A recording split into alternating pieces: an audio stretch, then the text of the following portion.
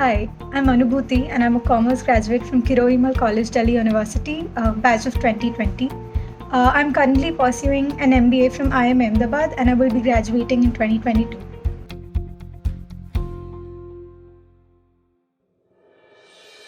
In order to get into IIMs for an MBA, you are required to take this test called CAT, which is the Common Admission Test, and it's applicable for several other MBA colleges, including SP Jain.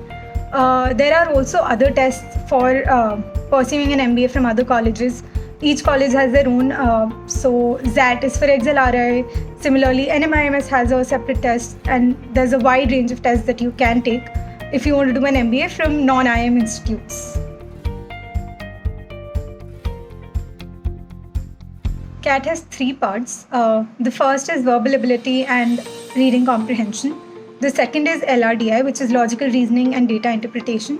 And the third is quantitative ability. All these sections are, at least when I took the test, they're equally split. So you get 1 hour for each, but they may change the pattern and mix some sections or create some additional sections or change the time for those. So you must keep a note of what the guidelines are for the most recent year to stay up to date. So I personally went to Time to prepare for CAT, but a lot of people do it themselves. I think you primarily need the right resources. So you can just purchase resources from one of these coaching centers, maybe Time, IMS, anything that works for you. And you just sort of start preparing. You start solving the questions. If you have any doubts, you reach out to people who can help you. And just be consistent with your preparation. I started in January for CAT that happens in November. So as long as you study a little bit every day, you're going to be fine. You must have enough time to sort of revise all the concepts that you learned, really give it time, and you're going to be fine even if you prepare yourself or through a coaching institute.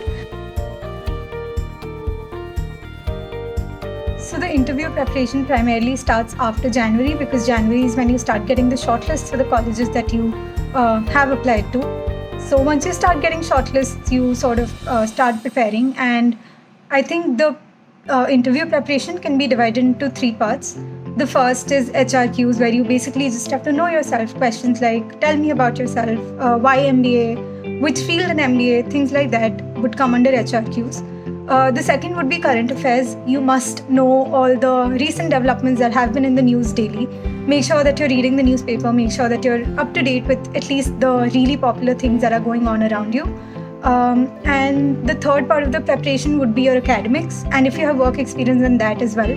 So you must be up to date with whatever you have studied in the past 3 or 4 years of your undergrad and whatever work you've been doing in the recent past, because that's one thing that they will question you on for sure. So the timeline for CAT is essentially the exam happens in November. The result comes out by January first week, and then you start getting calls from various colleges. After which you start preparing for the interviews, which start around February and then they go until April. So that's sort of the timeline that you follow for getting into an MBA college.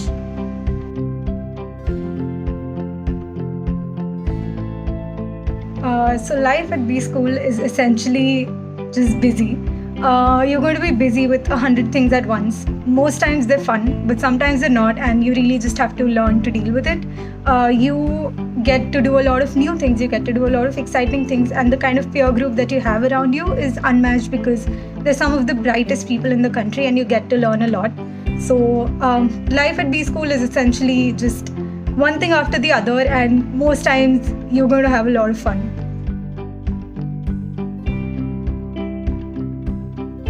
So the best part about doing an MBA right after college, I'm not going to lie, it comes with a lot of difficulties, because there are people who know much more than you and who have a lot of life experiences that you don't right now.